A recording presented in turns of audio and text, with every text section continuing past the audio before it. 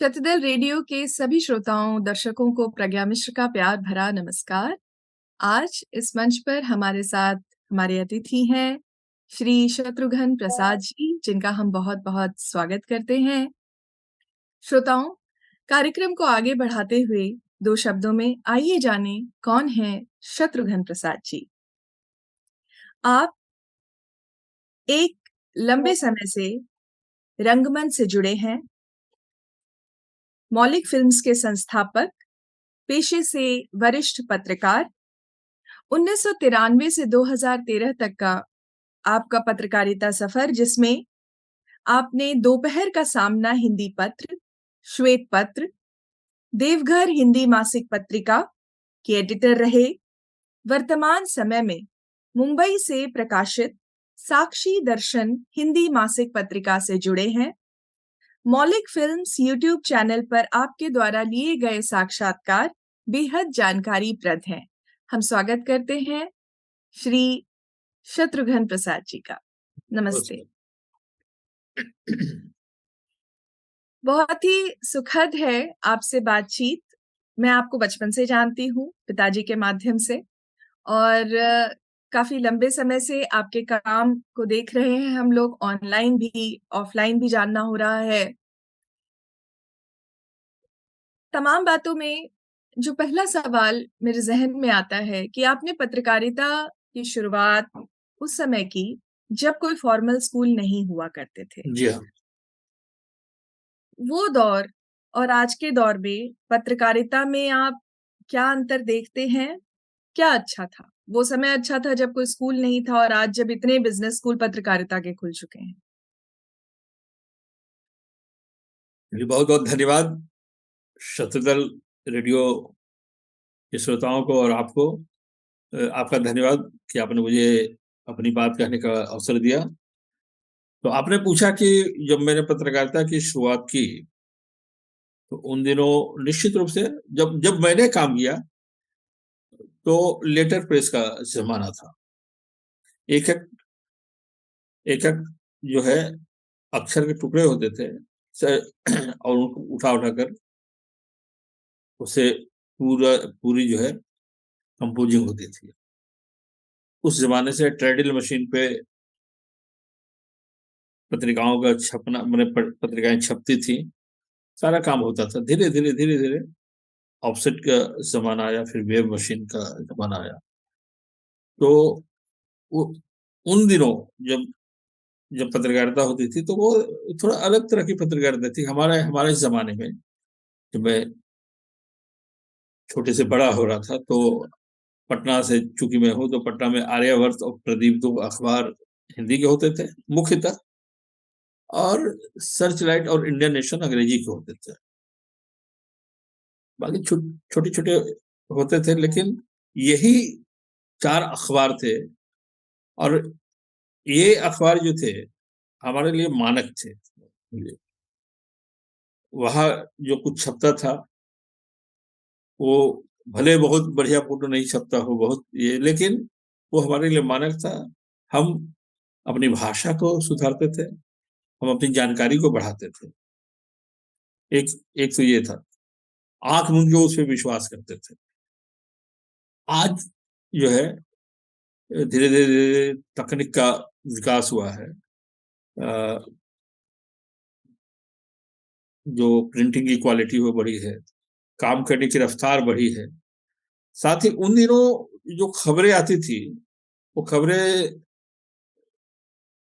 जिलों की मुख्य खबरें होती थी, राज्य की मुख्य खबरें होती थी, राष्ट्रीय स्तर की मुख्य खबरें होती थी। लेकिन जब एक नए अखबार का वहां आगमन हुआ, अब आज का, तो आज जब आया वहां, तो धीरे धीरे वो गली मोहल्लों की खबरें भी आने आनी शुरू हुई। गली मोहल्लों की खबरों का मतलब ये हुआ कि वे कहीं ना कहीं वो जमीन तैयार हो रही थी कि आज हम देखते हैं कि एक अखबार, मान लीजिए दिल्ली से कोई अखबार आता था, तो वो अखबार एक ही अखबार होता था। एक बहुत हुआ था, एक डाक एडिशन होता था, एक शहर का एडिशन होता था। तो दिल्ली से अगर कोई अखबार पटना आता था, तो उसको आते आते शाम हो जाते थे। शाम में हम वो चाहे जनसत्ता हो या स्टेट्समैन हो, कोई भी अखबार हो, वो टाइम्स ऑफ इंडिया हो, उन दिन टाइम्स ऑफ इंडिया पटना से नहीं निकलता था, तो उन अखबारों को पढ़ने के लिए हमें शाम का इंतजार करना पड़ता था। लेकिन आज क्या है कि आज हर जगह का अपना एक एडिशन है। ये तकनीक का विकास हुआ कि, और एक शहर के भी कई एडिशन होते हैं। तो ये इतने जो एडिशन हुए थे, इतनी खबरें, आज 20-20, उस समय तो बहुत कम पेज के अखबार होते थे, 10-12 पेज के, अब 20-20 पेज के अखबार होते हैं। अंग्रेजी के अखबार तो 40-40 पेज के होते हैं। तो इतनी खबरें, खबरों के अलावा अन्य सामग्रियां जो है, आज जानकारी के लिए जो है इतने साधन हो गए हैं। पहले मुख्य रूप से पत्र पत्रिकाएं, टीवी का जमाना नहीं था, टीवी दूरदर्शन बहुत सीमित दायरे में आता था, सीमित संसाधन के साथ। तो धीरे धीरे जो है ना, जो खबर हम विभिन्न माध्यमों से, आज तो हम अखबार आए नहीं आए, कोई चैनल आए या नहीं आए, हमारे हाथ में जो है मोबाइल है, और मोबाइल से हम जहां की चाहे वहां की खबर हम आज पा सकते हैं। तो हमने पत्रकारिता की शुरुआत जो की थी, तो एक शहर का अखबार होता था, एक शहर, और धीरे धीरे आज पूरी दुनिया जो है हमारे उन पन्नों में, हमारे हाथ में पूरी दुनिया है। तो ये पत्रकारिता, इस तरह से पत्रकारिता जो है, जहाँ बैलगाड़ी का जमाना था, आप जेट का जमाना हो गया, ये इतना अंतर आया है। आपकी आवाज नहीं आ रही। 1993 से 2013 तक आप दोपहर का सामना के हिंदी पत्र इसके एडिटर रहे, और इसी बीच आपने श्वेत पत्र में भी आप एडिटर रहे, और फिर आपने देवघर से हिंदी मासिक पत्रिका की एडिटिंग भी की। ये जो पूरा आपका अनुभव रहा हिंदी पत्र के एडिटिंग में, तो समाचार के स्तर और जो उसमें आपका कंटेंट आता था 93 से 2013, इसमें आपने क्या परिवर्तन देखा? देखिए, समाचार जो है, अ, आ, अगर मैं कहूं तो हमने जिस अखबार में काम किया, वो छोटे आकार का, उसको टेबलाइड, एक टेबलाइड का जो है ना, उसका जर्नलिज्म जो है ना, वो थोड़ा अलग है, उसकी पत्रकारिता थोड़ी अलग होती है। आपको अगर पता हो तो, जैसे ब्रिटेन में, इंग्लैंड में, लंदन में कहिए, तो वहां के टेबलाइड अखबार जो है ना, बड़े पावरफुल होते थे। और अगर किसी के पीछे कोई घोटाला हुआ, कोई स्कैम हुआ, किसी मंत्री का, किसी नेता का, अगर उसमें खबर छप गई उसके खिलाफ, तो उसको इस्तीफा देना पड़ता था। तो ये कहीं ना कहीं सनसनीखेज, मतलब समाचार पत्र है। हम हमारा सामना जो है, उसमें भी एक वही तेवर था, सनसनी फैलाना। और हर हर खबर में हम ढूंढते कि सनसनी किससे फैले, यह सनसनीखेज खबरों को कहाँ से लाया जाए। तो ये बहुत, मैं पर्सनली मैं बहुत अच्छी बात इसको नहीं मानता। देखिए, समाचार जो है प्रामाणिक होना चाहिए हर तरह से, उसमें सनसनी नहीं होनी चाहिए। आए, समाचार पढ़े लोग, उसको जानकारी मिले, और सही सही तथ्यात्मक जानकारी, तथ्य के साथ। हालांकि ऐसा नहीं कि अब सामना में या सामना के जैसे दूसरे टेबलाइड में तथ्य नहीं होते थे, लेकिन कहीं ना कहीं उसका प्रस्तुतिकरण जो है वो अलग होता था। आ, हम बैठ के तैयार करते थे कि कैसे कैसे अखबार, चूंकि आप सोचिए कि हमारा अखबार जब शुरू हुआ था, दोपहर का सामना, तो पहला दिन किसी भी नए अखबार के लिए, जितनी संख्या में हमने जित अखबार को छापा था, वो एक नए अखबार में लोग नहीं सोच सकते कि अगर 70-80 हजार पहले दिन अगर अखबार छाप रहा हो, तो वो कहीं ना कहीं वो जो हमारा जो टेबलाइड वाला जो हमारा जो हमारी प्रवृत्ति थी, नेचर था, कहने के उसका उसका हाथ था। और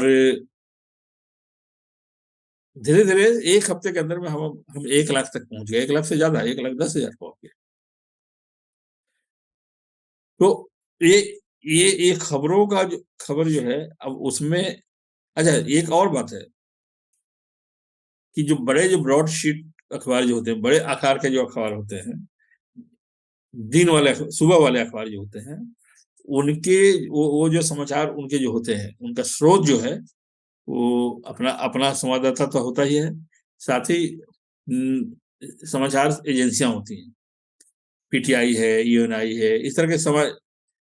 तो हमारा जो अखबार है, हम बहुत उन पे नहीं, एजेंसियों पे नहीं हम निर्भर करते थे। हमारे अपने संवाददाता, हमारे अपने स्रोत, हमारे अपने, तो ये एक कहे ये अखबार एक और है कि एक बहुत अलग तरह का इंडिपेंडेंट अखबार था कि समाचार के लिए हम ऊपर कहीं नहीं देखते, एजेंसियों पे नहीं निर्भर करते, तो अपने समाचार अपने हिसाब से हम उनको, हमारे जो संवाददाता होते थे उनको हम अपने हिसाब से गाइड करते थे, ऐसी खबर लानी है, यहाँ घुसना है, ये जो समाचार। अच्छा, आम आदमी के लिए ही जो सनसनीखेज भी खबरें छापते थे, आम आदमी के लिए, ऐसा नहीं कि आम आदमी के सरोकार को हम नहीं देखते थे, ऐसा नहीं है। तो हम जो बड़े अखबार जो काम नहीं कर सकते थे, वो काम हम करते थे, बड़े बड़े घोटाले, बड़ी बड़ी कमियों को हम निकालते थे। आपका पत्रकारिता सफर के साथ साथ में ही जब भी आप अपने शुरुआती समय में कॉलेज के दौर में थे और उससे बाहर जब आए, तो आपने लंबा एक रंगमंच का भी सफर जी हाँ। आपने देखा है, आपने जिया है। रंगमंच के दिनों की यादों को आप कैसे साझा करना चाहेंगे? सबसे पहले तो मैं ये आपको बता दूं कि पत्रकार बनना है कभी मैंने सोचा नहीं था। लिखता था, पढ़ता था। तो जब जब मैंने पढ़ाई शुरू की, मैंने कॉलेज में जब मैं आया, तो उसी उसी समय से शुरुआत मेरी कहानी से, कहानी लेखन से हुई, कथा लेखन से। और रेडियो पे बहुत सारी कहानियां आई भी थी, लेकिन उसी वक्त जो है मैं रंगमंच की तरफ झुक गया। तो 1981 की बात है कि रंगमंच से जुड़ा। तो रंगमंच से जुड़ा तो कहानी लिखने का सिलसिला जो है वो थम गया, और मैं रंगमंच की तरफ।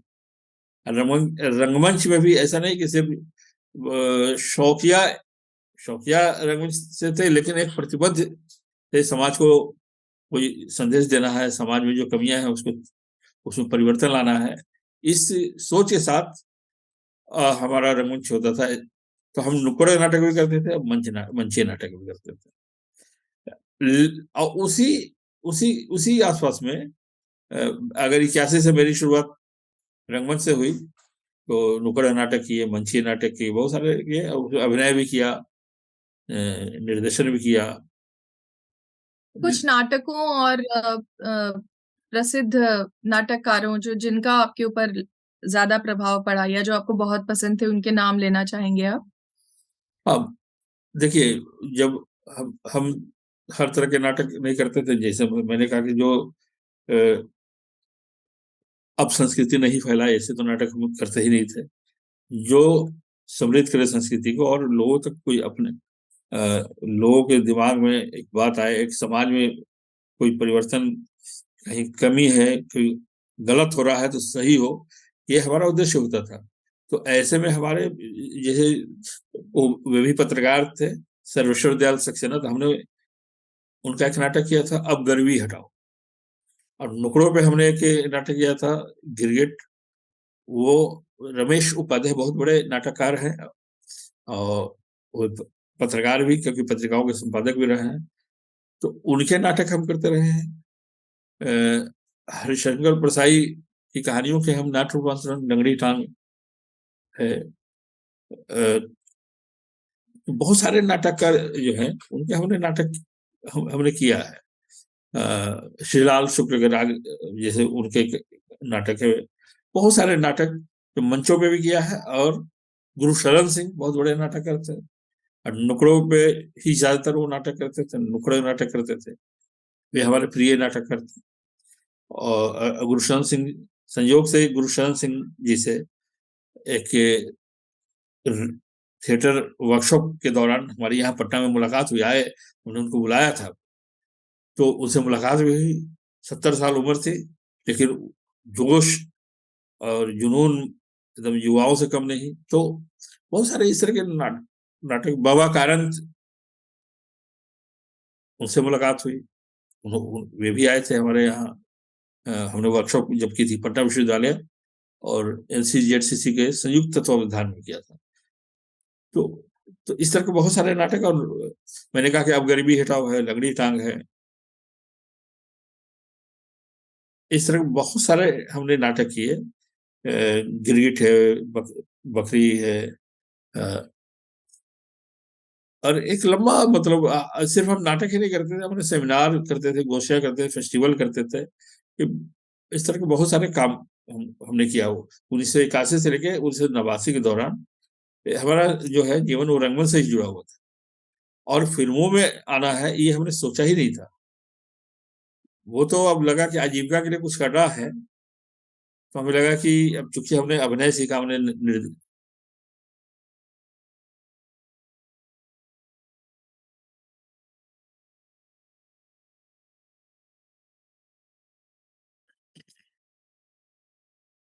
हाँ जी। हम मैंने लगभग थोड़ी शुरुआत उल्टी कर दी। पहले मुझे रंगमंच की बातें पूछनी चाहिए थी आपसे, उसके बाद पत्रकारिता पे आना चाहिए था, वो कोई बात नहीं है। क्योंकि अभी अगर मैं साल का अंतर देखूं तो आपने 89 के आसपास आपने कहा कि रंगमंच शुरू किया था। नहीं, 89 में तो मैं मुंबई आ गया। मैंने अच्छा, 81 में किया 81, था, 81 में। और 81 में। हाँ, 81 से लेकर 89 तक रंगमंच से हाँ जुड़ा रहा। इसी बीच में पत्रकारिता भी करता रहा। जैसे पहले लिखने का काम करता था, फिर बाद में एक पहुंच पत्रिका थी, पहुंच पत्रिका का संपादन थोड़े दिन किया।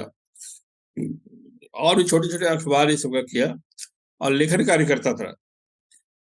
और सच कहूं, एक बात जो है, मजेदार बात, आपने पूछा कि आपने जैसा कि कहा कि स्कूल कोई थे नहीं पत्रकारिता के उस समय।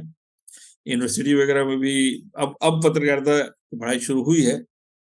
उस वक्त अगर होती होगी तो वो चुनिंदा विश्वविद्यालयों में और चुनिंदा इंस्टीट्यूट होते थे। लेकिन हमारे जमाने में पटना में तो कोई इंस्टीट्यूट नहीं था। तो हमने जो पत्रकारिता का कहरा जो सीखा है, वो जो संस्था हम चलाते थे, सर्जना रंगमंच की संस्था, लेकिन जो स्मारका हम निकालते थे ना, वो स्मारका के को उसके प्रकाशन के क्रम में हमने एक तरह से समझिए कि पत्रकारिता की शुरुआत की। पत्रकारिता वहां से सीखी, लेआउट को समझना, कहाँ क्या। तो आपने 81 में हम्म, तो आपने जो 81 में रंगमंच शुरू किया, तो आपका जो रंगमंच का ये नाम था, जो आपका मंच का नाम था, वो सर्जना था। सर्जना। और उस रंगमंच सर्जना के लिए आप स्मारिका निकालते थे। हाँ, हर जो नाटक हम जैसा मंचन करते थे, तो जो व्यावसायिक जो रंगमंच जो होते थे, जो शौकिया रंग, उनके उनके आय का स्रोत जो है ना, वो जो स्मारका हम निकालते थे, उसमें जो विज्ञापन हम छापते थे, हाँ यही हमारा मुख्य आय का स्रोत होता था। क्योंकि टिकट खरीद कर नाटक देखने का शौक लोगों में नहीं पनपा नहीं था। तो एक तरह से हम उनको आमंत्रित ही दर्शक होते थे। तो इसलिए स्मारका जो हमारे लिए आवश्यकता थी उस मैं समय। थोड़ा समझाएंगे स्मारिका होती कैसी थी, क्या होती थी स्मारिका? स्मारका जो है पत्रिका ही है। जो पत्रिका आप देखते हैं वो पत्रिका ही है, लेकिन पत्रिका में जो है हर तरह की सामग्री होती है। हाँ लेख होते हैं उसमें, कहानियां होती हैं, कविताएं होती हैं, लेकिन जो जो स्मारका है, वो उसमें हम नाटक के बारे में देते थे। अगर हम्म कोई आलेख है तो रंगमंच के संबंध में होते थे। हम्म अगर उसमें साक्षात्कार है तो हम रंगमंच के किन्हीं व्यक्तित्व का ही साक्षात्कार छापते थे। उसमें हम्म नाटक की पूरी जानकारी होती थी। नाटक का कथ्य क्या है, नाटक का पूरा कलाकारों का विवरण है। पुराने जो नाटक हमने किए हैं, पुराने जो जो कुछ हमने किया है, उसका पूरा विवरण होता था। तो ये जो है ना, अपने कार्यों को बताने का, मराठी में यहाँ अहवाल बोलते हैं, हवाल। कार्य अहवाल, ब्यौरा होता है। इसी तरह से हमने जो पिछला किया है, अभी जो कर रहे हैं, उसका पूरा विवरण उसमें होता है। इसलिए स्मारिका जो है याद करने का। तो आपने इतने रंगमंच किए, उसकी स्मारिकाएं आप एडिट करते थे, उसको पब्लिश करते थे, वो आपका एक स्कूल ऑफ जर्नलिज्म की तरह आपके लिए वो हाँ रहा। बिल्कुल, मैं तो मानता हूँ कि स्कूल ऑफ जर्नलिज्म वहां से ही हमने सीखा। अ, फिर उसके बाद जो छोटी छोटी अखबारों में, पत्रिकाओं में जो काम किया, वहां भी काफी कुछ सीखने को मिला। आपका जो जीवन था, या जिस जिस दौर में आप युवा थे, अ, असुविधाओं का दौर था, इतनी सारी तकनीकी और यातायात की या आधुनिक जीवन की सुविधाएं मौजूद नहीं थी। जी हाँ। बिजली बिजली वगैरह और पानी भी, इतने टैप वाटर, लगातार बिजली, ये सारी सुविधाएं भी तब नहीं थी। तो उस समय की सृजित व्यक्ति हैं आप। तो क्या आपको ऐसा लगता है कि जो आपके अंदर जो एक रचनाकार है, या वो आपके संघर्ष से तैयार हुआ है? देखिए, चूंकि हम लोग निम्न मध्यम वर्गीय परिवार से आते हैं, तो बिल्कुल है कि हम तो संघर्ष करके ही आगे आए हैं। और जिस मोहल्ले में मैं रहता था, तो उस मोहल्ले की जो संस्कृति कही है, वहाँ का रहन सहन जो है, वो ऐसा नहीं कि पढ़े लिखे लोग नहीं थे। कभी कभी मुझे लगता है कि अगर मेरे में लिखना, मैंने जो मेरे अंदर कैसे लेखन की प्रवृत्ति कैसे आई, तो मैं मैं सोचता हूँ, तो कितने विश्वविद्यालय जो है, हमारे विश्वविद्यालय गोरकी ने लिखा, उसमें अपने बारे में बताया कि कहाँ कहाँ से सीखा है, उनके विश्वविद्यालय कौन थे। तो मैं ऐसे ही मैं सोचता हूँ कि मेरे में जो लिखने की प्रवृत्ति जो आई, या पढ़ने की प्रवृत्ति आई, तो मैं जहाँ रहता था, मेरे घर के सामने हिमांशु श्रीवास्तव बड़े साहित्यकार रहते थे, जो रेडियो रेडियो से भी उल्लेखन से ही उनकी आजीविका चलती थी। उपन्यास, कहानी, रेडियो के लिए लेख, रेडियो के लिए कहानियां, ये सब लिखते थे एकदम मेरे घर के सामने। और उनके जो सुपुत्र पंद्रह समोह श्रीवास्तव जी, वे भी रेडियो के लिए लिखते थे। तो कहीं ना कहीं वहां से, उनसे ही, उन लोगों से सीखने का अवसर मिला। फिर हमारे मोहल्ले में ही, हमारे जहां मैं रहता था पीछे, मैथिली के बहुत बड़े साहित्यकार हरिमोहन झा जी रहते थे, और बहुत सारे, और भी बहुत सारे विद्वान। तो मुझे लगा कि कहीं ना कहीं एक जो जो लिखने पढ़ने का नहीं माहौल था, तो कहीं ना कहीं बड़े बड़े जो विद्वान रहते थे हमारे इर्द गिर्द, कहीं ना कहीं उनसे ये प्रवृत्ति, उनसे जो जो वहाँ जो हवा बह रही थी, वो हवा चल के जो है, लेखन वाली हवा मेरे में आई, इन महानुभावों के कारण, इन बड़े साहित्यकारों के कारण। आप जो नाटक करते थे, तो उसकी स्क्रिप्ट लेखन में भी आपका रोल रहा करता था? सभी में नहीं। हम लोग तो पहले सोचते थे कि कोई बना बनाया नाटक मिले। और चूंकि नाटक चुनने में बहुत दिक्कत इसलिए होती थी कि हम कोई भी नाटक नहीं उठाते थे। अच्छा, एक और भी बात है कि उन दिनों महिला कलाकारों की बहुत कमी होती थी। तो हमारे जो नाटक चुनने का जो आधार होता, तो उसमें ये भी देखते थे कि कम से कम महिला पात्र हो, एक दो हो, और बहुत महंगा नहीं हो। तो बहुत सारे आधार होते थे। नहीं तो जैसे बहुत सारे जो जयशंकर अ, जयशंकर प्रसाद जी, जो उनके नाटक है, वो चंद्रगुप्त हैं, सुकंदगुप्त हैं, ये सारे, ध्रुव स्वामी, ये सारे नाटक जो है, वो उनको तो कहा जाता है कि मंच के लिए है ही नहीं, ये सिर्फ पढ़ने के लिए है। लेकिन बाद में मंचन हुए उसके, तो जो उतने संसाधन चाहिए उसके लिए, तो कम संसाधन के साथ जिसको किया जा सके, नुक्कड़ नाटक में तो किसी संसाधन की आवश्यकता नहीं थी, तो वहां तो कोई दिक्कत नहीं थी। सिर्फ ये था कि सिद्धांतता वो नाटक सही होना चाहिए, हमारा उद्देश्य जो है वो पूरा हो, और मंच के लिए भी हम ये देखते कि अच्छा नाटक हो, समाज को दिशा दे, समाज में कोई संदेश दे। तो इस तरह के हम नाटक, तो मैंने कहा ना कि अब गरीबी हटाओ हमने किया। हरिशंकर प्रसाद माने हुए व्यंग्यकार, उनकी कहानी थी रानी नागफनी की कहानी, तो उस पर आधारित था लंगड़ी टांग, हमने लंगड़ी टांग किया। इस तरह के बहुत सारे, पेपर वेट हमने रमेश उपाध्याय जी का भी उल्लेख किया, पेपर वेट हमने किया था। तो पेपर वेट में भी उस तरह की ही बातें थी। तो नाटक लिखना, हाँ, हम नाट्य रूपांतरण बहुत सारे नाटकों का, एक कहानी सारिका में कहानी बहुत मैंने कहानी की प्रतियोगिता हुई थी, तो उसमें प्रथम स्थान कुत्ते कहानी, संयोग से कुत्ते के लेखक जो हैं वो एक पत्रकार है बिहार के, श्रीकांत जी, जो बड़ी बड़ी पत्रिकाओं में लिखते रहे हैं, हिंदुस्तान के सीनियर रिपोर्टर रहे हैं। तो उनकी कहानी का मैंने नाट्य रूपांतरण किया। तो उस तो कहानी को नाटक में बदलना, एक मूल मूल नाटक है। अपने अपने पास बहुत सारे, आपने जिनका इंटरव्यू किया था, ऋषिकेश सुलभ जी, तो पटना के हैं और बहुत अच्छे नाटककार हैं। उनके बड़े बड़े अच्छे अच्छे नाटक यहाँ हुए हैं। अमली, अमली इस नाटक है तो है। लेकिन कहीं ना कहीं जो हमारे ग्रुप में बहुत उस तरह के नाटक लिखने वाले नहीं थे, तो हम दूसरे के लिखे हुए नाटक पे आधार मैंने निर्भर करते थे, ये था।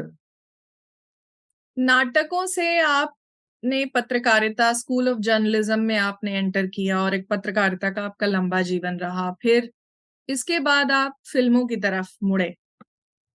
तो फिल्मों के ट्रांजिशन में क्या संघर्ष आपने महसूस किया? और ये रास्ता आसान तो नहीं होता है जो आपने अब तक जो चुना, आपका पूरा पूरी जीवन यात्रा जो आप बता रहे हैं, इसमें कुछ भी ऐसा नहीं है जो आपको प्लेट में रख करके कोई जी सफलता नहीं, मिली हो? कोई अपना कोई मुंबई में पहले कोई गया नहीं था मेरे पहले। मेरे भैया गए थे, लेकिन अपने वो नौकरी के सिलसिले में गए थे, नौकरी घूमने के लिए गए थे सब जगह। मैं ही गया था काम के सिलसिले में।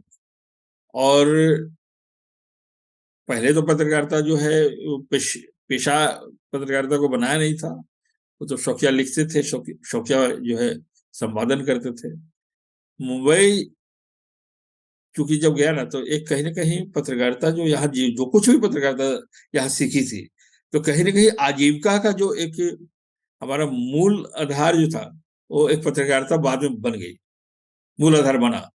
क्यों कि अब हमें, हमारे पास पैसे नहीं थे, घर से पैसे नहीं मंगा सकता था, वो स्थिति में नहीं था। और अगर आप कहीं नौकरी करते हैं तो फिल्मों में आप संघर्ष नहीं कर सकते हैं। तो वहां जाने के बाद जो है, पहले तो मैंने स्वतंत्र रूप से लिखना शुरू किया। तो लिखना तो जनसत्ता के लिए लिखा, नवभारत टाइम्स के लिए लिखा, निर्भय पत्रिका अखबार अखबार है, उसके संपादक अश्विनी कुमार मिश्र जी हैं, जो बिहार से ही हैं लेकिन वहाँ से मुंबई से निकलते हैं। तो निर्भय पत्रिका एक तरह से घर जैसा हो गया वहाँ। तो एक हमें इस बात का, लेकिन जहां इतना बड़ा संघर्ष था, तो एक ये विश्वास था कि कुछ नहीं होगा तो पत्रकारिता करके तो हम अपनी आजीविका चला ही लेंगे। लेकिन जाने के साथ ही हमने पत्रकारिता बहुत गंभीर रूप से नहीं की, यहाँ भी गंभीर रूप से नहीं किया। जो सचमुच सक्रिय पत्रकारिता की शुरुआत जो हमारी हुई है, वो दोपहर का सामना से हुई है 1993 से। बाकी 2000, वो 1981 से लेकर जब उसके पहले तक जो भी किया वो शौकिया। तो लेकिन जैसे मुंबई गया तो कई मामले में भाग्यशाली भी रहा। मैं गया तो जो एक छोटू पूर्णिया वाला अब नहीं रहे, निर्देशक थे। हालांकि कोई काम उनके साथ शुरू नहीं किया, लेकिन मैं उनके साथ जुड़ा और काफी दिनों तक जुड़ा रहा। उसी समय एक बड़े गीतकार और लेखक हैं फिल्म के, नवाब आरजू, जो अब झारखंड के, पहले तो संयुक्त बिहार था, अब विभाजित बिहार, तो उनके साथ असिस्टेंट रहा। उसके बाद बहुत बड़े फिल्म लेखक राम केलकर साहब के साथ में जुड़ा। और राम केलकर साहब के साथ गया तो वहां लेखन लेखन के बारे में, फिल्म लेखन के बारे में उनसे बहुत कुछ सीखा, क्योंकि उन्होंने बड़ी बड़ी फिल्में लिखी थी। मैं जब गया तो भी बड़ी बड़ी फिल्में लिख रहे थे। मैं अगर कुछ नाम बताऊं तो आप सोचिए कि पहले उनकी मराठी फिल्में, 15-20 मराठी फिल्में लिखने के बाद उनकी पहली हिंदी फिल्म थी बेईमान और आपकी कसम। और आपकी कसम पहले रिलीज हुई, बेईमान पहले उन्होंने साइन किया था। और उसके बाद तो एक सिलसिला चला हिट फिल्मों का, सन्यासी, परिचय, अपनापन, अर्पण, हीरो, राम लखन, खलनायक, तो बहुत सारी फिल्में उन्होंने लिखी, आशा, अपनापन, अर्पण। तो उनके साथ मैंने काम किया सहायक के तौर पे, और वहां सहायक के तौर पे काम करने पे बड़ी एक प्रतिष्ठा भी मिली। लोग बड़े आदर के साथ, क्योंकि उनके यहाँ काम करता था, बहुत आदर के साथ लोग मिलते थे। तो एक संघर्ष के साथ साथ एक सुखद क्षण भी इस तरह के मिलते रहे अच्छे लोगों के साथ। मैं छोटे मैंने तो साथ हमारा जो यहाँ से जो शुरुआत हुई बड़े लोगों के साथ, तो फिल्मों में, बहुत फिल्मों में काम नहीं किया हो भले, लेकिन हमारे साथ बड़े लोगों के साथ रहा हमेशा, बड़े लोगों के बीच में उठना बैठना रहा। और जब पत्रकारिता में आया तो फिर तो जो इंटरव्यू वगैरह करने का सिलसिला, तो मतलब जितने जी, बड़े लोग हैं, अब नाम ली, ज्यादातर अमिताभ बच्चन तो सुपरस्टार ही हैं अभी भी। जी। उनसे कई बार इंटरव्यू, उनका साक्षात्कार किया, जया जी का साक्षात्कार। किया, अच्छा। शम्मी कपूर साहब का किया, गुलजार साहब का किया, नाना बहुत मतलब जी बड़े लोगों का किया हमने। और फिल्मों से जो आपका जुड़ाव रहा है, वो स्क्रिप्ट लेखन का रहा है। मैं आया था निर्देशन के लिए, लेकिन एक, अब जो जिस काम के लिए आते हैं उस काम का, वो काम आपको जल्दी मिल जाए ऐसा नहीं है। जैसे बहुत सारे लोग अभिनय के लिए आते हैं लेकिन निर्देशन करते हैं, लेखन करते हैं। तो मैं आया था निर्देशन करने के लिए। हमारे मेरे खेलकर साहब ने 2 फिल्मों का निर्देशन भी किया किया था तब तक जब मैं आया था। प्यासी आंखें और दुनियादारी, दोनों बहुत हिट फिल्में थी, बड़े बड़े उसमें कलाकार थे। लेकिन मैं जब आया तो कई फिल्मों की बात चल रही थी, लेकिन कोई फिल्म शुरू नहीं हुई। लेखन में ही रहे। और लेखन में मैं कहूँ तो उनके साथ आदमी खिलौना है, शोला, आँख का गोला, आंधियां, फर्स्ट लव लेटर, ऐसे करते करते खलनायक, खलनायक जो है वो वहां से उसके बाद में निकल आया। खलनायक तक मैंने उनके साथ काम किया, फिर अच्छा। स्वतंत्र लेखन करने लगा। लेकिन इसी बीच में मैंने बहुत सारी फिल्में लिखी। और लिखी मतलब, एक तो दूरदर्शन पे एक प्रोग्राम आता था, भीड़ का एक चेहरा, ए फेस इन द क्राउड। तो संजय उपाध्याय हैं, डायरेक्टर हैं। अ, उनके साथ बहुत सारे प्रोग्राम, जो कार्यक्रम जो हुए, उसका मैं स्क्रिप्ट लिखता था उनके साथ। बहुत सारे कार्यक्रमों के, तो वो आयुर्वेद पे फिल्म बनी, उसका लेखन किया।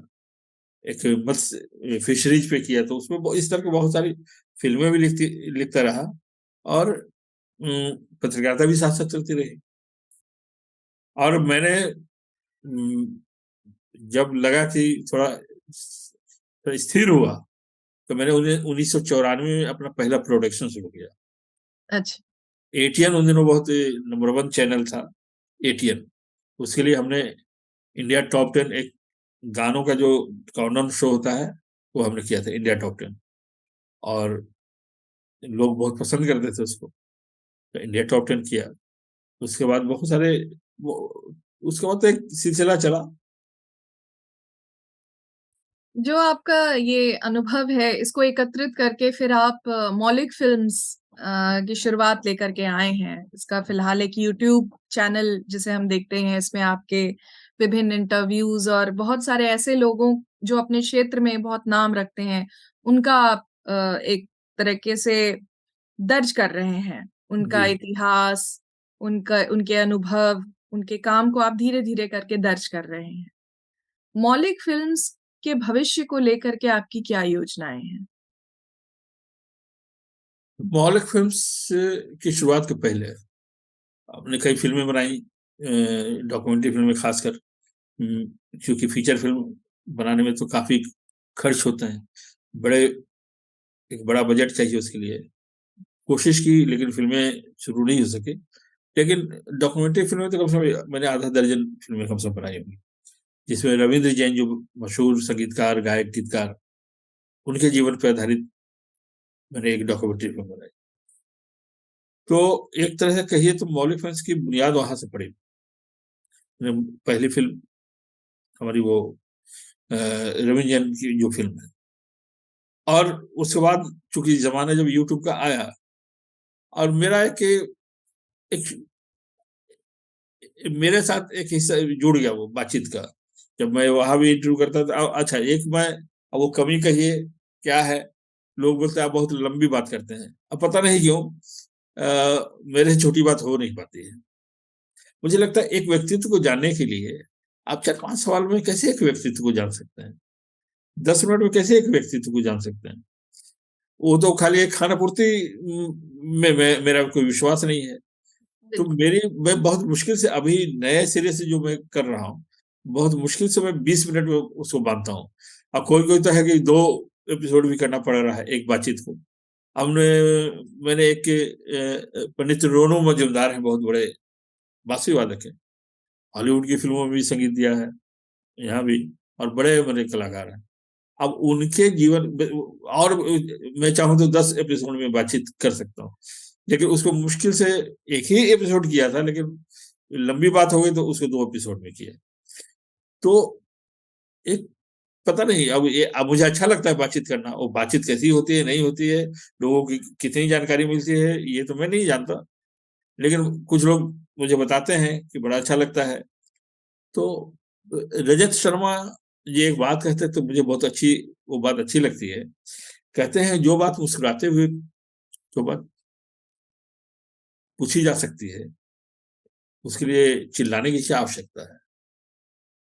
तो मैं उन्होंने जब बात कही थी तो उससे पहले मैं इस बात को मानता रहा हूँ और उसी पैटर्न में मैं काम करता रहा हूँ। लेकिन सचमुच में है कि लोग बोलते कि बहुत आप आक्रामक क्यों नहीं होते। मैंने आक्रामक क्यों, अरे बातचीत कर रहा हूं, मैं उनके बारे में जानना चाहता हूँ, वो आक्रामक होकर क्या करेंगे। तो ये है, अभी उस दौर से मैं गुजर रहा हूँ। और ये आक्रामक आक्रामक खामखा होने के तो कोई मतलब नहीं है। आक्रामक आदमी जीवन में होता है, उसकी जीवन शैली है, वो कैसे काम करता है। मैं काम करता हूँ तो मुझे लगता है 24 घंटे कम पड़ते हैं। आक्रामकता जो है यहाँ दिखनी चाहिए। आप जब तक काम पूरा नहीं होता चैन नहीं मिलता है। लोग बोलते हैं कि आप इतना जो कल हो सके कल कर लीजिए ना, क्या फर्क पड़ता है आज करने के लिए। तो मुझे नहीं, जो आज जिस काम को खत्म कर सकते हैं तो वो आज खत्म होने चाहिए, कल का क्यों इंतजार करना। तो कहीं कहीं मतभेद होते हैं लोगों से, वहां फिर बोलेंगे कि आप बहुत आक्रामक हैं। अरे आक्रामक नहीं, काम निटा। हमारे जो गुरु जी राम केलकर साहब, उनसे बहुत सीखा, फिल्म लेखन के अलावा भी बहुत कुछ सीखा। और इतना मैंने बहुत सारी चीजें, कैसे आप जीवन के प्रति जो है, कैसे आप अपने को व्यवस्थित कैसे करें, आप ये करें, ये सब कुछ। तो मेरा ये है बातचीत। इसलिए मैं तरह तरह के लोगों से, जहां लोग कोई लगता है कि किन्हीं से कोई बात लोग हम अपने दर्शकों को, श्रोताओं को बता सकते हैं, तो मैं उनसे बात करता हूँ। मैं आपकी बात से पूरी तरीके से सहमत हूँ। जब हम कोई साक्षात्कार लेते हैं, तो हमारे पास आज तकनीकें हैं जिनके माध्यम से हम एडिटिंग कर सकते हैं, और जो हमें लगता है कि शायद भविष्य के लिए उतनी महत्वपूर्ण बात नहीं है, यह इसमें एक व्यक्तिगत नोट है, उसको हम एडिट कर सकते हैं। लेकिन जब ये बातचीत हो रही हो, जब ये चर्चा हो रही हो, तो व्यक्ति को उसके भाव में आने देना चाहिए। बिल्कुल। जो बहाव है, जो भावनाएँ हैं, उनको नैसर्गिक रूप से व्यक्त होने देना चाहिए, बिकॉज़ फिर इस तरीके की जो समझिए कि एक तरीके का रिपोर्टाज ही है, किसी व्यक्ति का अब जीवन, उसका अब काम। देखिए कलाकार जो होते हैं वो भी बोलते हैं, ऐसा नहीं है, लेकिन जो लेखक होते हैं उनके पास कंटेंट ज्यादा होता है। हाँ, तो बहुत सारे लेखक से मैंने बात की, हृदय लानी एक अच्छे लेखक बड़े, मैं उनसे भी बात करने लगे तो बातचीत में इतने रमे की बहुत लंबी बात हुई।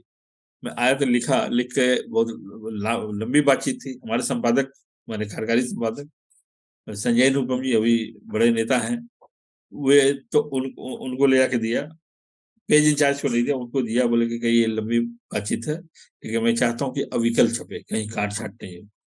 तो उन्होंने देखा, बोले ठीक है। अब जाकर तब उन्होंने कहा कि नहीं, इसको काट छाट नहीं करके इसको पूरा छापो।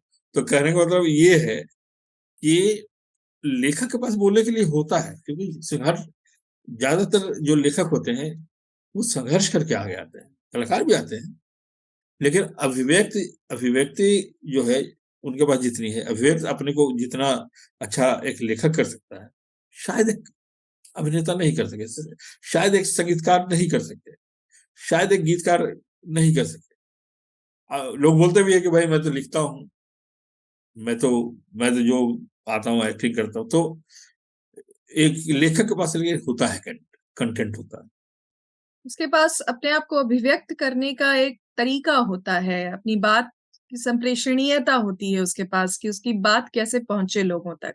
तो ये तो अंतर मैंने भी महसूस किया है कि अब मैं अगर आपकी बात करूं तो ऐसे बहुत सीधी सादी बोली वाली कोई सोच भी नहीं सकता, एक प्रज्ञा के अंदर में इतनी बातें चलती होंगी। जब मैंने आपके पॉडकास्ट सुना कई, कितनी बोले, तब एक आदमी को समझना, अच्छा समझ भी सकते हैं आप, तब तब लगा कि अरे अच्छा, फिर आप आपको तो जन्म से जानता हूं, तो हम माँ के लिए, पिताजी के लिए तो हर बच्चा जो है बच्चा ही होता है, लेकिन उसको समझना हो तो देखिए, हमने आपको पॉडकास्ट अपनी पत्नी को सुनाया कि देखिए कितनी अच्छी बातें की। तो कहने का मतलब ये है कि आप अच्छा, आप तो इंजीनियर हैं, आप काम भी वही कर रही हैं, लेकिन ये अतिरिक्त काम कर रही हैं, तो कहीं आप, आपके अंदर तो पिताजी से, माताजी से, जी, ये जी। ये जीन्स जो है, हुँ, लेखन का जीन्स जो है, सोचने का जीन्स जो है, हुँ। ये आया है। जी, जी।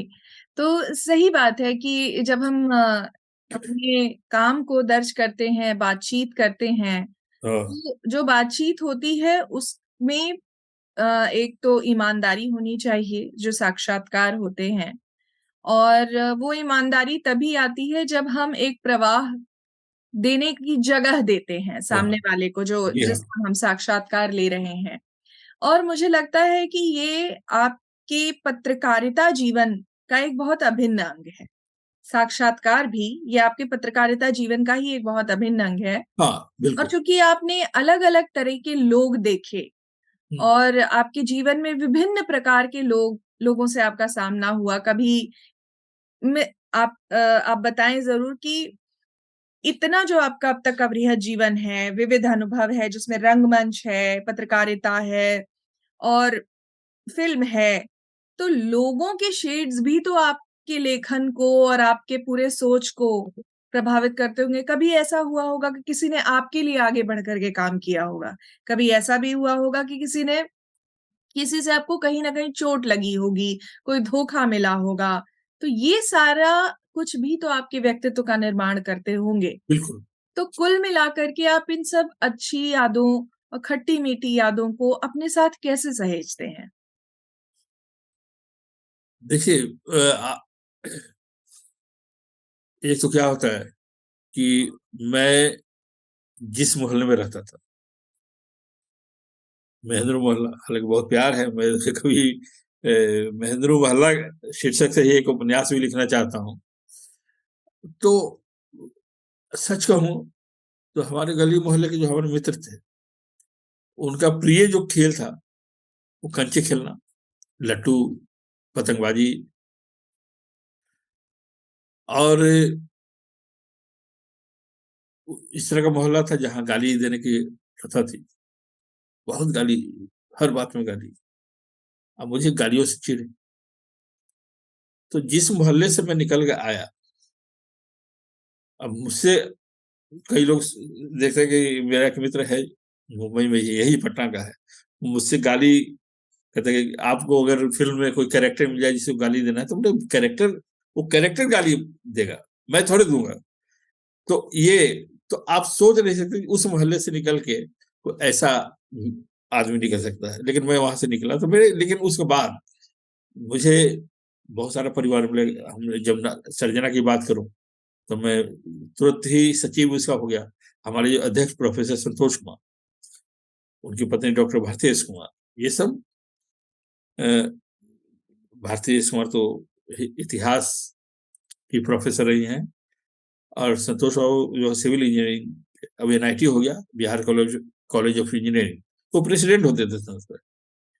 वहां से काफी कुछ सीखने को मिला, जो कैसे रहन सहन, कैसे रहना चाहिए, कैसे क्या है, गंदगी नहीं करें बाहर। मैं मुझे जो बहुत तकलीफ होती है जब मैं रास्ते से गुजरते हुए लोगों को थूकते देखता हूँ, कुछ खा रहे हैं फेंकते, वो फेंक देते हैं, कागज को फेंक देते हैं, तो केले के छिलके को, तो मुझे अच्छा नहीं लगता। तो कहीं ना कहीं मैं इन बातों को, ये सिविक सेंस जो है अगर नहीं है तो कैसे, हम अगर फिल्म बना रहे हैं तो वो नहीं होना चाहिए वैसा। हम चाहेंगे कि वो गाली देने वाला भाई कोई खल पात्र है तो वो तो दूसरी बात है, लेकिन मूल स्वर उसका नहीं वो होगा। क्या होता है कि जो जो कुछ लोग जो है जानबूझकर जो है, मैंने कहा कि जब पत्रकारिता में भी उसी तरह फिल्मों में भी होता है कि जानबूझकर सनसनी फैलाने वाला विषय ढूंढते रहते हैं। मैं जानबूझ के नहीं, हम अगर, मैंने जितने भी काम किए हैं वो अपने सिद्धांत, अपने जीने का हमारा जो तरीका है, अपने उसूल है, उससे कभी मैंने समझौता नहीं किया। तो मैं चाहता हूँ कि फिल्म जब बनाऊं, जब भी बनाऊंगा फीचर फिल्म, डॉक्यूमेंट्री तो बना ही रहा, तो वह उन सिद्धांतों को पालन करते हुए ही फिल्म बनाऊंगा। सिद्धांतों, जी, तो ये जो आपने कहे ना कि ये आकार इस तरह से लेता है, अब कुछ अपने अंदर वो बात थी कि मैं कहीं गया किसी घर में तो मैंने देखा कि वहां का नियम कायदा क्या है, कहाँ चप्पल जूते खुलते हैं, कहाँ क्या करते हैं, वो सलीका जो है, तो धीरे धीरे वो आप आपके अंदर, इसलिए मुंबई जब आया, अब मुंबई आने के बाद बड़े बड़े घरों में, बड़े बहुत ही जिनकी मैं कल्पना नहीं कर सकता वैसे वैसे घरों में गया, बड़े अमीर परिवार जो खरपति है उनके घरों में, तो मुझे ज्यादा इसलिए दिक्कत नहीं हुई कि मुझे इन लोगों ने सिखाया था, पहले पटना में ही सिखा दिया था, वो संस्कार, वो तरीके, वो अनुशासन, वो जो जो सब कुछ सीखा, तो मुंबई में मुझे दिक्कत ही नहीं हुई।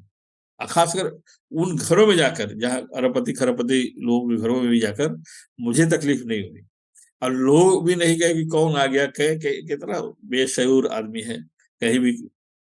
तो तो ये जीवन देखिए, जो ये हर, अच्छा ये जो आप सीखते हैं वो हर जगह काम आता है। एक बात जी। और मैं बताऊं हम्म। कि जो थिएटर मैंने किया ना यहाँ, हम्म। बाकी लोगों ने क्या सीखा नहीं सीखा मैं नहीं जानता। मैं अपने बारे में बताऊं तो मैं जैसे, एक तो पत्रकारिता, जैसे मैंने बताया कि पत्रकारिता जो मैंने जितनी सीखी वो स्मारिका के संपादन कर, उसी तरह से आपको पता, आप जानते भी हैं, मैं तो कई बार आपको कार्यक्रमों में बुलाता भी रहा हूं, तो जो मैं बड़े बड़े इवेंट जो करता रहा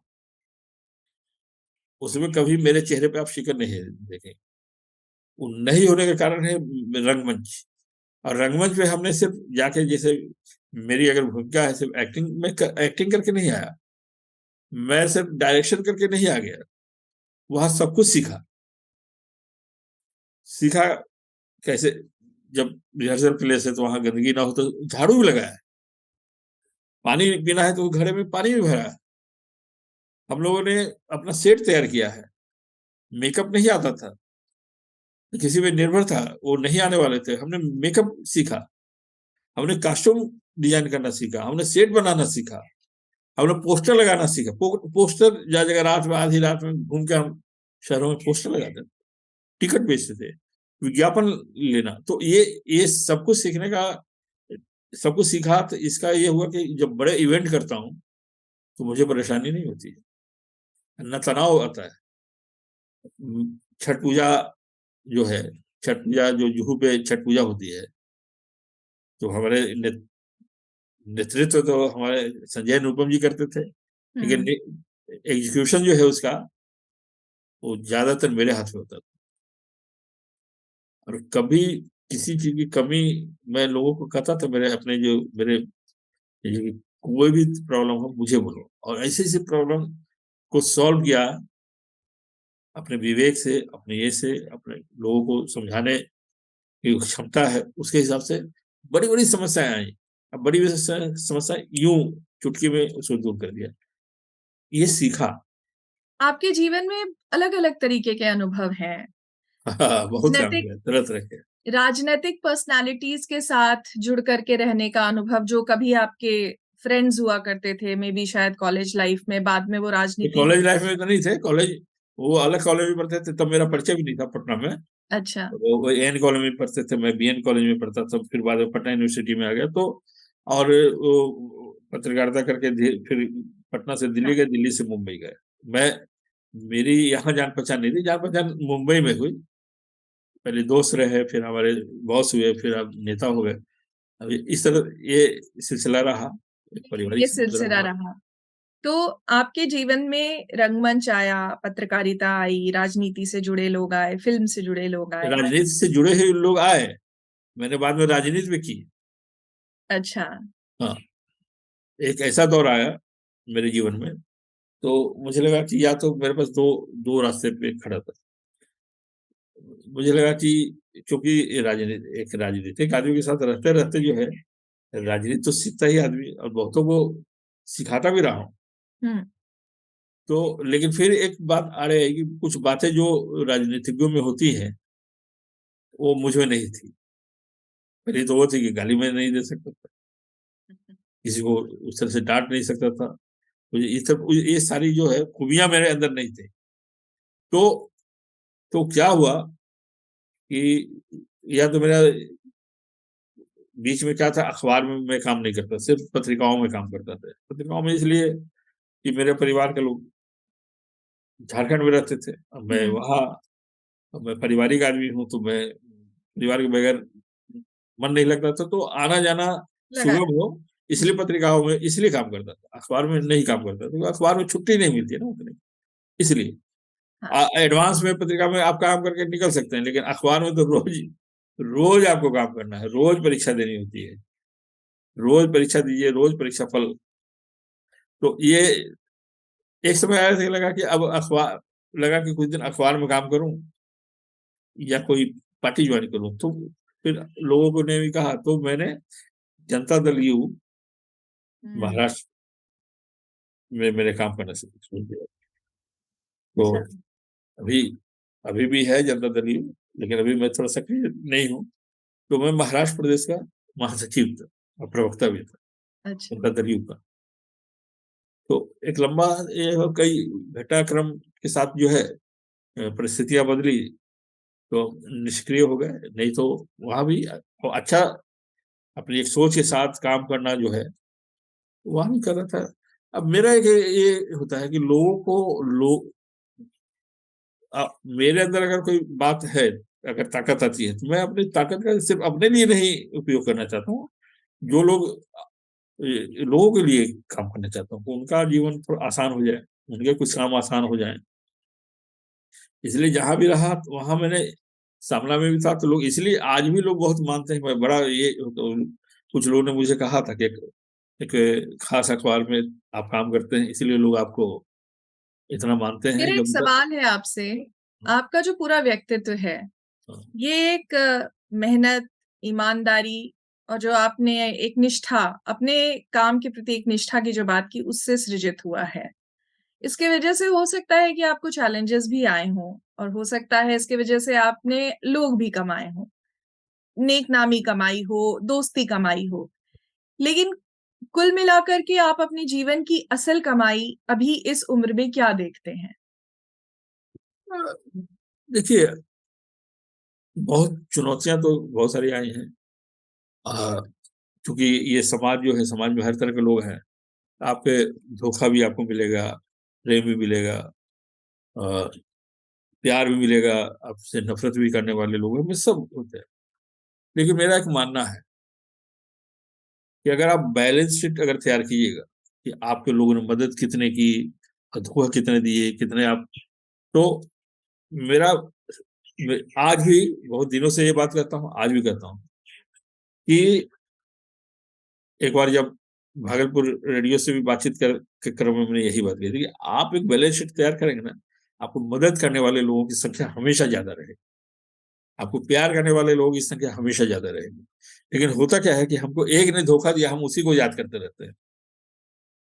कितने लोगों ने आपको सपोर्ट किया ये याद नहीं करते। जी।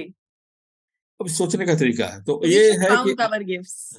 हमें आप अपने ये सोचिए कि आपको कितने लोगों ने मदद की, सही धोखा दिया।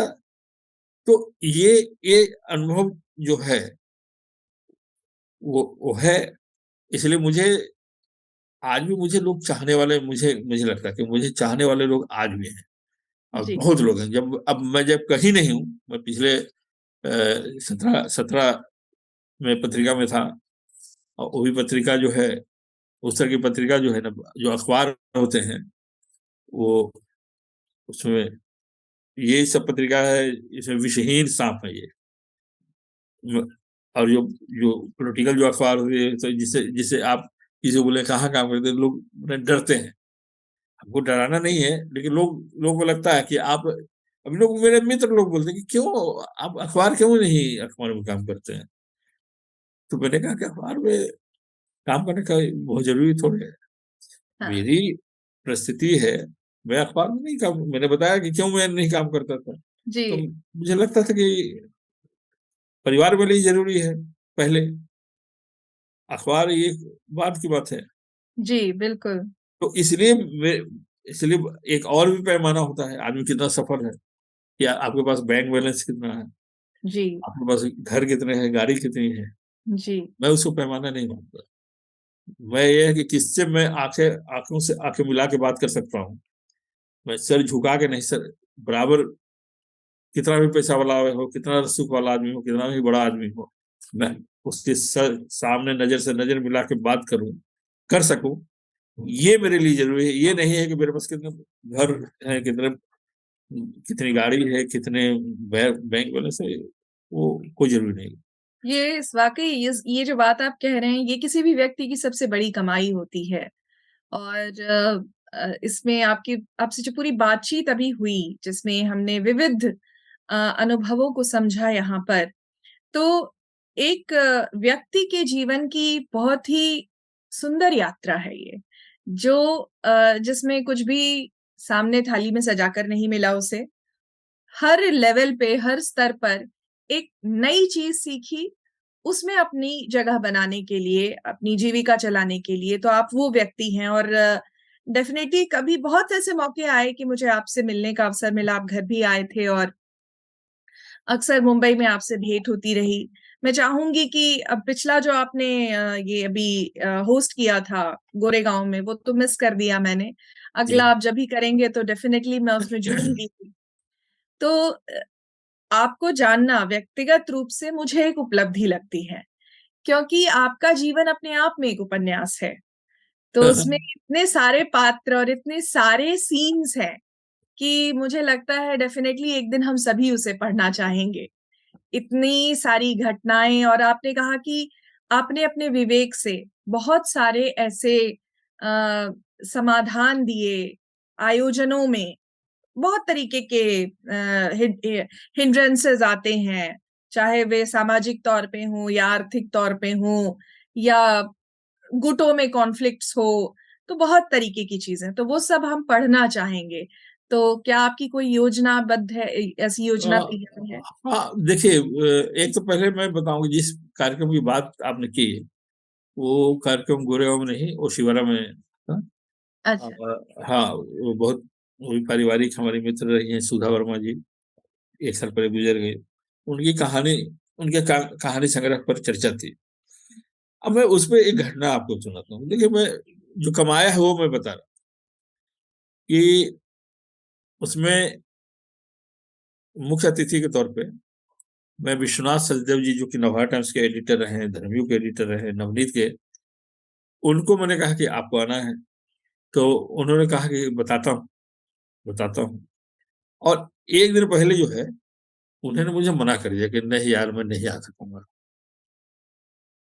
तो मैं मान के चला। फिर जिस दिन कार्यक्रम था 9 सितंबर को, उस दिन में फोन आया 11 बजे के आसपास, अरे यार शत्रु यार, अब क्या, तुम्हें मना करना मुझे अच्छा नहीं लग रहा है, मैं आ रहा हूँ। देखिए, वे अब रिटायर्ड जीवन जी रहे हैं, तो गोरेगांव में महावीर नगर में गांधीवली में उनका घर है।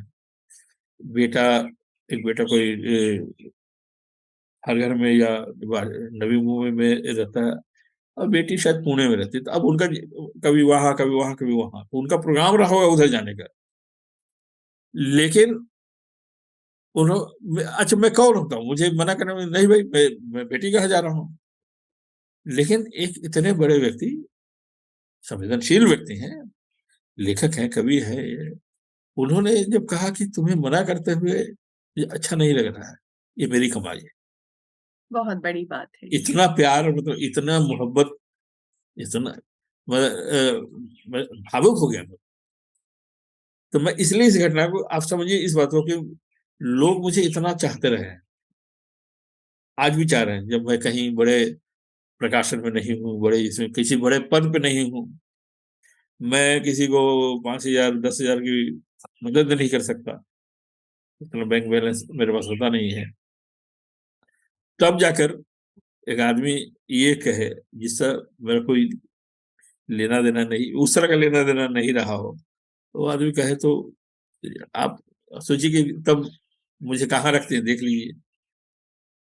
बिल्कुल, मुझे याद है अच्छे से, मैं मुंबई में नई-नई आई थी, 2008 की बात है और आप मुझसे अंधेरी में मिलने आए थे। हाँ। छोटी-सी मुलाकात हुई थी हमारी, तो उसके बाद ही मुझे पता चला था कि आपका रविंद्र जैन जी का ये इवेंट है, जिसको मैं नहीं अटेंड कर पाई, मुझे आज भी दुःख है और कभी आप उसकी स्क्रीनिंग अगर कहीं करते हैं और तो मैं ज़रूर उसको देखना चाहूँगी और बिल्कुल व्यक्तिगत रूप बिल्कुल, से तो आऊंगा तो दिखाऊंगा, रखूंगा वहां। बिल्कुल, बिल्कुल। और देवघर आकर के मैं आपके किसी आयोजन में भी जुड़ना चाहती हूँ बिकॉज़ आप बहुत अच्छे और इंटरेस्टिंग आयोजन करते हैं वहाँ पे। तो आपके कार्यक्रम का जो स्तर होता है और आपकी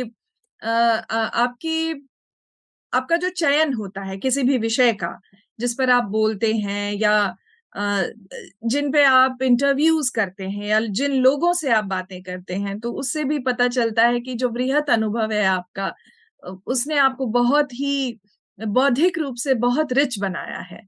तो ये एक एक एक घटना एक घटना मैं आपको सुना। हाँ, मैं 1996 में मैं एक कार्यक्रम कर रहा था, जी, उसका नाम था विशिष्ट कवि विशिष्ट संवाद। जी, हमने कवि सम्मेलन नहीं रखा था, हमने कवि सम्मेलन ही था, लेकिन थोड़ा अलग इस तरह से था कि हमने 10 कवियों को, ऐसे कवियों को रखा था जिनका, जो मूल रूप से कवि हो ये जरूरी नहीं है। अच्छा, वो बिल्डर हो सकते हैं, वो शायर हो सकते हैं, वो फिल्म डायरेक्टर हो सकते हैं, फिल्म एक्टर हो सकते हैं, मतलब इस तरह के अलग अलग, कोई ऑफिसर हो सकते हैं, ऐसे लोगों का। उसमें मैंने सुल्तान अहमद साहब, बड़े डायरेक्टर थे, प्रोड्यूसर डायरेक्टर थे, उनसे भी कहा कि आप, तो उसमें क्या हो रहा था कि हर आदमी से एक रचना में मांग रहा था, कोई गीत हो, कोई गजल हो, कोई कविता हो, और उसको मैंने अपनी एक संगीत मंडली थी, लता जी प्रेम जी बड़े संगीतकार रहे हैं, तो उनको देता था, उसको वो संगीतबद्ध करके हमने ये रखा था कि मंच को 2 हिस्से में बांटा, एक तरफ संगीत की मंडली रहेगी, दूसरी तरफ कवि लोग रहेंगे। एक कवि पाठ करेंगे कविता का या गजल पढ़ेंगे, जो भी हो, और उनकी दूसरी रचना का गायन होगा। तो सुल्तान अहमद साहब पहले हाँ उन्होंने कहा। आज जिस दिन कार्यक्रम था, उस दिन शाम दोपहर में मैं कहीं काम से शहर, बांद्रा में ऑफिस था उनका, तो मैं उधर से लौट रहा था, मैंने कहा सुल्तान अहमद साहब को देख लेते हैं, तो गए, तो खाना खा रहे थे। एक तरह से उन्होंने नहीं देने का मन बना लिया था, तो मैं गया ऑफिस में, खाना खा के आए, तो बोले कि अरे यार छोड़ दो ना, मैंने छोड़ दिया, मैंने नाम छाप दिया आपका। तो फिर उन्होंने मुझे लिखाया, अब मैंने तुरंत उसको वहीं बैठे बैठे संगीतकार जोड़ी को मैंने लिखवा दिया कि ये है, वो अरे नहीं होगा, आपने कर दीजिए। कार्यक्रम हुआ दीनानाथ मंगेशकर हॉल में। मैंने गंभीर कविताओं का कोई कार्यक्रम इतने बड़े हॉल में जल्दी होता नहीं है, तो ये 927 सीटें हैं वहां, और 3/4 सीट, वो भी तबीयत मेरी 1-2 दिन पहले खराब हो गई थी, इसलिए लोगों को कार्ड और बहुत जगह नहीं पहुंचा सका था। तो अब वो कार्यक्रम हुआ, बहुत अच्छा हुआ। उसमें संचालन किसी कवि से न करा के नीता वाजपेयी हैं, उनसे नरेंद्र झा बहुत बड़े एक्टर थे। हाँ। रावण जो सीरियल आता है, रावण उनका बेगूसराय में थे। निधन निधन हो गया कुछ वर्ष हाँ, पूर्व तो जी, वो मैं मेरे जानती मित्र रहे, कॉलेज बीएन कॉलेज में हमने साथ साथ हमने पढ़ाई की थी। तो वो दोनों से एंकरिंग कर रही थी। अब ये कार्यक्रम कितना अच्छा हुआ होगा, ये सोचिए कि 3-4 साल बाद एक शादी के फंक्शन में सुल्तान अहमद मुझे मिले।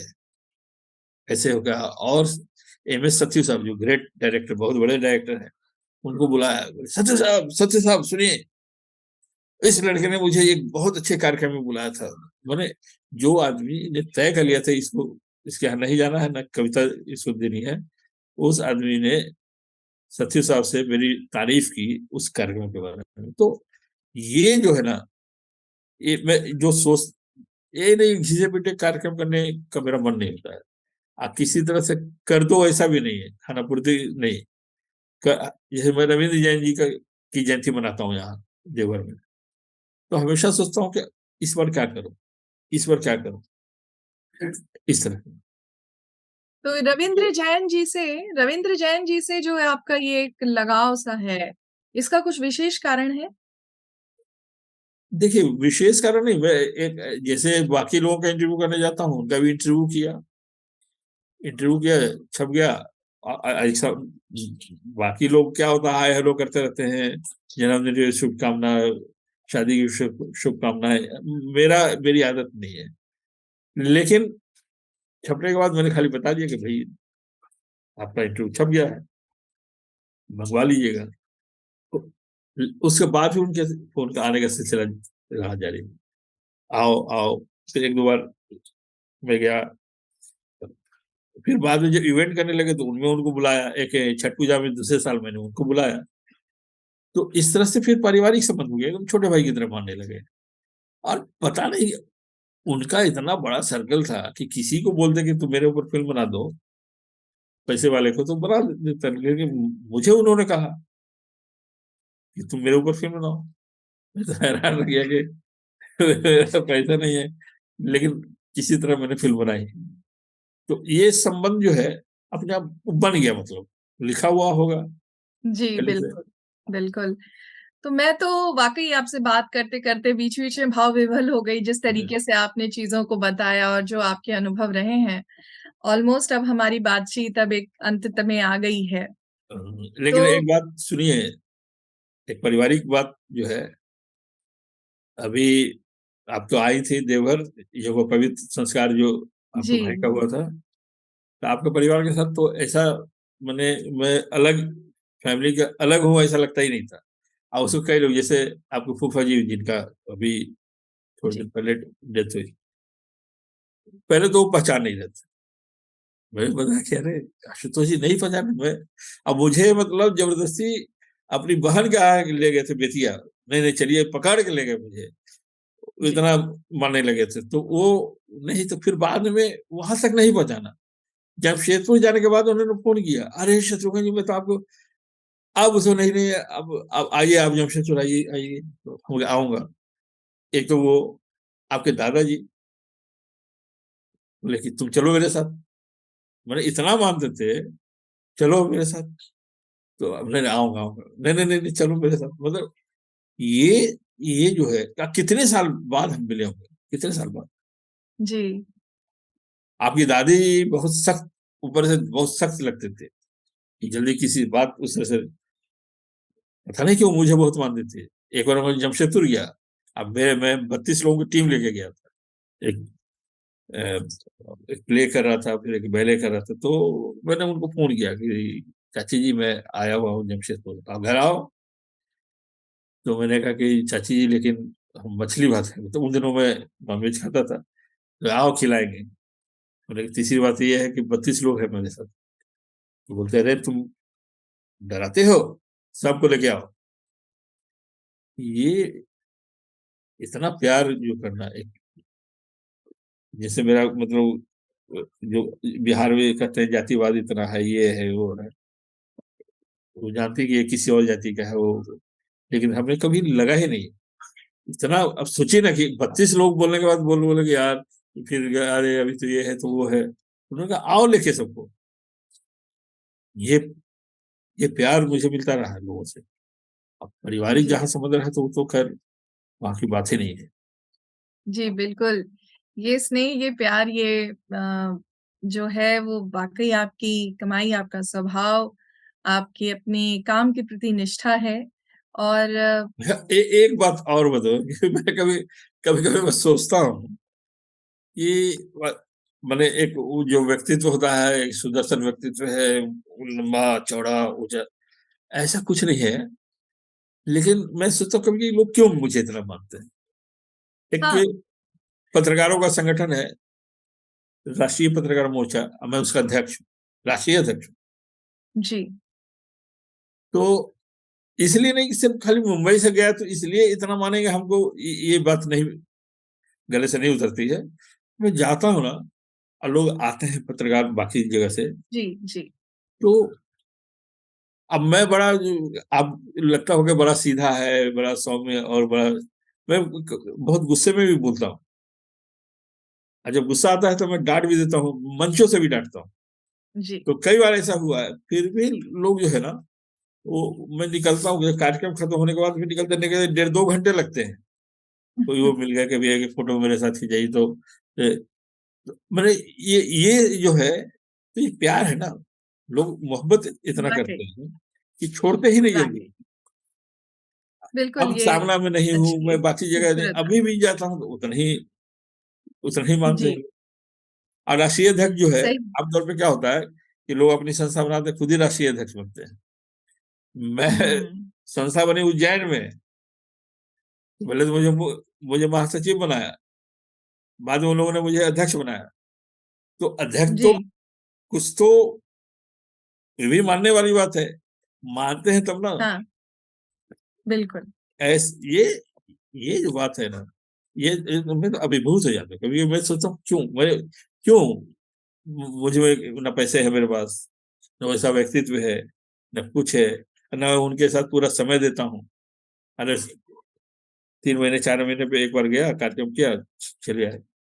लेकिन इतना खुल के लोग, इतने खुले दिल से लोग मुझे मानते हैं। अब कहाँ उठाऊं, कहाँ बैठाऊं, क्या खिलाऊं वाली स्थिति भी आती है। ये ये सब कमाई है मेरी। ये ईश्वर का प्रसाद आपके जीवन में यूँ ही ये बना रहे। और वाक़ई बहुत शुभकामनाएँ हैं कि आपके हम और भी काम देखें। और मैं यहाँ पर सभी दर्शकों से कहना चाहूँगी कि हम आडंबर और बहुत पैकेजिंग की ओर भागते हैं। लेकिन दरअसल हमको अपने जीवन में कंटेंट की ओर भागना चाहिए, क्योंकि एक वही कंटेंट है जो हमको आत्मसंतोष देगा। बिल्कुल। इसलिए इसलिए भी मैंने आपके जो चैनल पे जो प्रोग्राम्स हैं उनको एक-एक करके सुना, और कहीं न कहीं जो मैंने शद्दल रेडियो शुरू किया, उसमें मेरी रेडियो की परवरिश थी, पापा का एक लहज़ा है, जी हाँ। मम्मी का या योगदान तो है ही, लेकिन सच बताऊँ तो जब आपने एक बार कहा कि एक लय में आपने 20-21 इंटरव्यू लिए थे कुछ ही दिनों के अंतराल पे, मैंने उसको फ़ॉलो किया था। और मैंने कहीं न कहीं जो शुरुआत की है, तो आपके मौलिक फ़िल्म्स के इंटरव्यूज़ को सुनना, आपके इंटरव्यूज़ को सुनना, उसमें उसका योगदान है। और ये ज़ाहिर भी जो है, एक जो बातचीत जो है करता हूँ तो लोगों को इस तरह से भी भाते हैं, अच्छा लगता है। जी, बिल्कुल। और जैसे जैसे आपके लिए, आपके परिवेश के लोग थे, हरिमोहन झा जी थे और बहुत सारे लोग जिन्होंने आपको प्रेरित किया। हिमांशु श्रीवास्तव जी से तो परिचय था, हाँ, हरिमोहन झा से परिचय नहीं था। हाँ, लेकिन प्रेरित तो किया, वो लेकिन इकोसिस्टम में आप थे। क्योंकि अब 1 किलोमीटर से कम के दायरे में अगर रह रहा हूँ, हाँ, हाँ, तो प्रभाव तो पड़ेगा। डॉक्टर राम देवकिया शर्मा रहते तो वो तो उन्होंने तो पढ़ाया भी। बिल्कुल, बिल्कुल।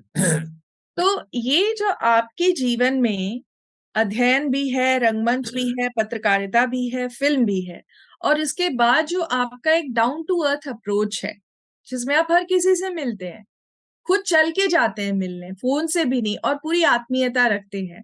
तो ये सारी चीजें हम लोग भी देखते हैं, और ये इन सारी चीजों से हम लोग भी सीखते हैं।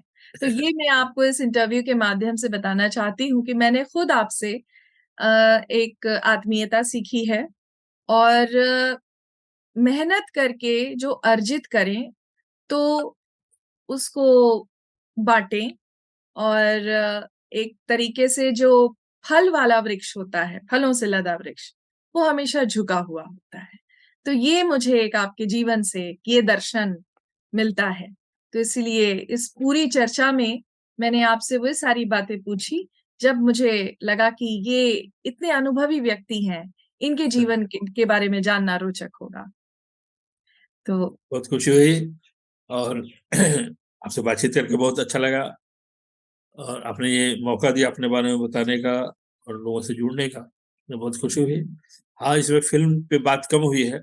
मैं चाहूंगा जी, कभी सिर्फ फिल्म पे ही, हाँ, कभी आप मुझे बुलाए, मतलब फिर से बुलाएं और सिर्फ फिल्म पे ही चर्चा हो। हम्म। तो ये एक तरीके से पूरा जीवन परिचय के तरह का एक है। तो अभी हम कभी फिर जुड़ेंगे, जिसमें ठीक, आपके फिल्मी सफर का अनुभव, सिर्फ बिल्कुल। उसी पर हम बातें करेंगे।